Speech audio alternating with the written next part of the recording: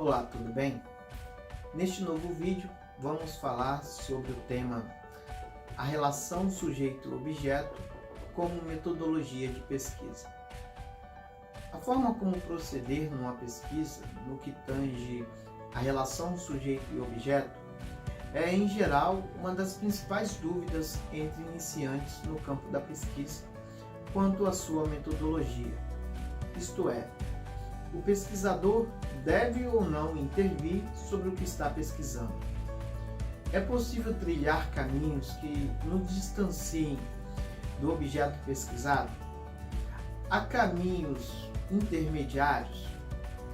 Visando esclarecer esse assunto, a proposta desse vídeo é apresentar as principais visões clássicas na sociologia sobre esse problema. Para Kant, o conhecimento se dá como relação entre sujeito e objeto, entre o ser cognoscente, o sujeito, e o ser cognoscível, o objeto. É dessa relação que surge o conhecimento. Segundo ele, para conhecer, é preciso se distinguir a matéria, o objeto, da forma ou a maneira como conhecemos este objeto. O pensamento social se desenvolveu na França e na Inglaterra sobre a influência do desenvolvimento industrial e urbano que tornou esses países potências emergenciais no século 17 e 18, sede do pensamento burguês na Europa. A indústria e a expansão marítima comercial fez com que esses países, em contato com outras culturas e outras sociedades, obrigassem seus pensadores a um esforço interpretativo da diversidade social. O sucesso alcançado das ciências biológicas impulsionadas pelas indústrias e pelo desenvolvimento tecnológico fizeram com que as primeiras escolas sociológicas fossem fortemente influenciadas pela adaptação dos princípios e das metodologias das ciências à realidade social. Em tempos como os atuais, em que as ciências humanas que serviram como diretrizes para a Declaração Universal dos Direitos Humanos estão sendo desvalorizadas no Brasil e em outros países, acreditam que esses deveriam rever seus conceitos, como fez a Alemanha no século XIX. Entretanto, a realidade da Alemanha naquela época era bastante distinta. O pensamento burguês se organizou tardiamente e, quando o fez, já no século XIX, foi sob a influência de outras correntes filosóficas e da sistematização de outras ciências humanas, como a história e a antropologia. A unificação da Alemanha ela acontece numa época de capitalismo concorrencial em que os países disputavam com unhas e dentes territórios mundiais, submetendo ao seu imperialismo as mais diferentes culturas, o que torna a especificidade da formação social uma evidência e um conceito da maior importância. A Alemanha se unificou e se organizou como Estado mais tardiamente que o conjunto das nações europeias, o que atrasou o seu ingresso na corrida industrial imperialista na segunda metade do século XIX. Esse descompasso estimulou no país o interesse pela história como ciência da integração da memória e do nacionalismo. Por isso, o pensamento alemão se volta para a diversidade, enquanto o francês e o inglês para a universalidade. Devemos distinguir no pensamento alemão, portanto, a sua preocupação com o estudo da diferença, característica da sua formação política e de seu desenvolvimento econômico. Adicione isso à herança puritana com seu apego à interpretação das escrituras e dos livros sagrados. Essa associação entre história, esforço interpretativo e facilidade de discernir diversidades caracterizou o pensamento alemão e influenciou muitos cientistas, de Gabriel de Tarde a Ferdinand Tournier. Max Weber foi o grande sistematizador da sociologia na Alemanha. Mas a primeira abordagem sobre esse tema a ser apresentada é o método marxista. Diante do cenário de transformações que ocorria no século XIX, que passa pela emergência de novas fontes energéticas como a eletricidade e o petróleo nos ramos industriais, bem como a alteração profunda nos processos produtivos, com a introdução de novas máquinas e equipamentos, emergiu a organização de trabalhadores em associações e sindicatos com a eclosão dos movimentos sociais voltados para a mudança do sistema capitalista. Esse conjunto de mudanças exigirá que se desenvolva um pensamento capaz de não somente explicar o que estava acontecendo, mas também definir as possibilidades de intervenção nesta realidade. Ou seja, para Marx, não só deve-se compreender, mas intervir sobre os resultados daquilo que é pesquisado, visto que somente a compreensão não gera mudanças.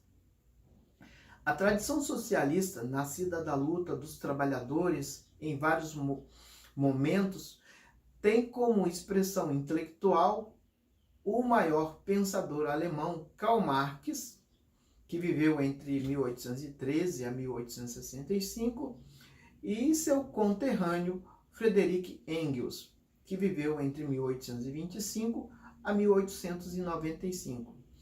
Juntos, procurarão estudar a sociedade capitalista a partir dos seus princípios constitutivos e de seu desenvolvimento, tendo como objetivo dotar a classe trabalhadora de uma análise da sociedade em seu tempo. Para eles, a sociedade deve ser estudada na sua totalidade, não havendo separação entre os aspectos sociais, políticos, econômicos, ideológicos, religiosos, etc. Também não se preocupavam em situar seus trabalhos em uma ciência determinada. Se assim quisessem, poderiam ter se situado na história. Não no sentido que a história é como uma ciência separada de outra ciência, mas naquilo que se entende a história como a única ciência social. Para Marx, a história da sociedade era a história da dominação e da luta de classe, e a tendência seria a afirmação histórica por meio de sucessivas revoluções da liberdade humana e da igualdade por meio do socialismo. O método marxista de análise, sendo, portanto, baseado na compreensão socioeconômica sobre as relações e os conflitos, que utiliza a interpretação materialista do desenvolvimento histórico, é uma visão dialética da transformação social, das análises e metodologias que influenciaram ideologias e movimentos sociais. Para compreender os elementos fundamentais dos pensamentos de Marx e Engels, torna-se necessário fazer a conexão entre os interesses da classe trabalhadora, suas aspirações e as ideias revolucionárias correntes na época, no século XIX, na Europa. Assim, o conhecimento científico da realidade, segundo ele, só tem sentido se houver como meta a transformação da realidade. A separação entre teoria e prática é algo que não se coloca, uma vez que a verdade histórica não é uma abstração possível de definir apenas teoricamente. Sua verificação está na ação, isto é, na prática. Há no cerne das ideias de Marx e Engels uma relação direta com os acontecimentos que envolvem os trabalhadores do seu tempo, e por isso a preocupação fundamental de ambos foi, através de seus livros, analisar mais profundamente a sociedade capitalista, procurando colocar assim nas mãos dos trabalhadores uma arma eficaz para suas lutas contra o capital. A partir desta produção, que tinha como princípio explicativo a contradição, muitos autores desenvolveram seus trabalhos em diversos campos científicos do conhecimento. Entre eles estão Lenin, Trotsky, Rosa Luxemburgo, George Lukács, Gramsci, entre outros. O próximo método a ser apresentado é o método compreensivo de Max Weber. Considerado como um dos maiores representantes da sociologia alemã, Weber, com seu método de análise sociológica, que por alguns era denominado como compreensivo ou interpretativo, ele vai gerar vários debates acerca dos métodos positivistas de formulação das leis sociais que existiam em seu tempo de análise social. Para Weber, qualquer que seja a perspectiva adotada pelo cientista, ela sempre resultará numa explicação superficial da realidade, pois um acontecimento pode ter causas econômicas, políticas, religiosas, sem que nenhuma dessas causas seja superior à outra em significância. Todas elas compõem um conjunto de aspectos da realidade que se manifesta necessariamente nos atos individuais. O que garante a cientificidade da explicação é o método de reflexão para ele, não a objetividade pura dos fatos. Weber relembra que, embora os acontecimentos sociais possam ser quantificáveis, a análise social ela envolve sempre uma questão de qualidade, interpretação, subjetividade e compreensão. Assim, para entender como a ética protestante interferia no desenvolvimento do capitalismo, Weber analisou os livros sagrados da relação entre valor e ação, o que lhe permitiu entender a relação entre religião e economia. Esse método proposto por Weber em suas análises sociológicas é de extrema importância, visto que permite dialogar com outras correntes teóricas e metodológicas de análise social. Weber defendia a ideia de que a ciência social ela não poderia reduzir a realidade empírica às leis, tanto na escolha do objeto estudado, quanto na explicação dos acontecimentos concretos. De acordo com ele, o cientista social deveria se direcionar por meios diversos, ligados à realidade dos fatos, como dos seus próprios valores, para dar sentido à realidade particular. Sendo assim, a explicação do seu método de análise compreensiva se torna primordial para a obtenção de respostas das inferências sobre o objeto de estudo. Uma das formulações a partir do método de análise weberiana é o conceito de ação social, juntamente como instrumento de análise de tipos ideais sobre o comportamento, que seria um modelo de interpretação investigativa. E é a partir deles que o cientista social irá analisar as sociedades e as formas de ação social em seu meio ou grupo social. Weber observa que a sociedade não era explicada de forma tão simples e nem poderia ser harmônica como pensava Comte e Durkheim. E também não a imagina a partir de uma revolução como pensava Marx. Tanto a análise quanto o método de Weber valorizam as particularidades, ou seja, a formação específica da sociedade sob perspectiva histórica, o que claramente o diferencia dos positivistas, que sobre seus métodos impunham rigor no distanciamento entre o sujeito e o objeto. Max Weber direcionou seus estudos e suas análises com ênfase para a sociologia da religião, da política, da administração pública e da economia. Pois para ele, o núcleo da análise social constitui-se na interdependência entre religião, economia e sociedade. Estes elementos podem ser observados em algumas de suas obras.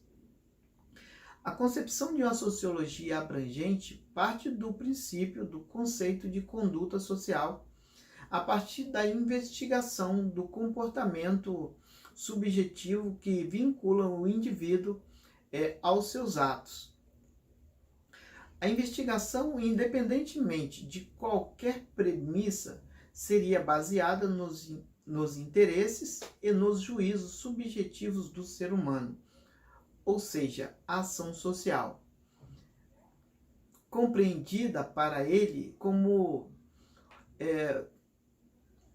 um comportamento do indivíduo em relação a outra pessoa ou grupo social. Quanto ao ator social, atribuía sua conduta a um significado ou sentido próprio, e esse sentido se relaciona com o comportamento de outras pessoas. Weber também se preocupou com certos instrumentos metodológicos que possibilitassem ao cientista uma investigação dos fenômenos particulares sem se perder na infinidade disforme dos seus aspectos concretos, sendo que o principal instrumento é o tipo ideal, o qual cumpre funções. Primeiro, a de selecionar explicitamente a dimensão do objeto a ser estudado e, posteriormente, apresentar essa dimensão de uma maneira pura, sem as sutilezas concretas.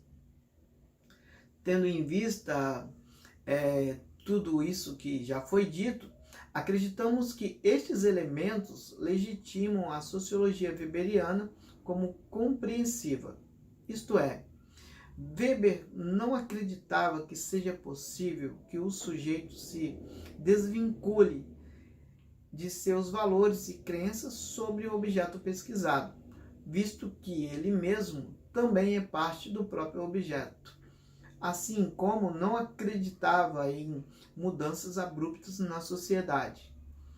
É nisso que está a principal diferença entre os outros três grandes pensadores, Comte, Durkheim e Marx. O próximo método a ser apresentado é o método da coisificação de Durkheim.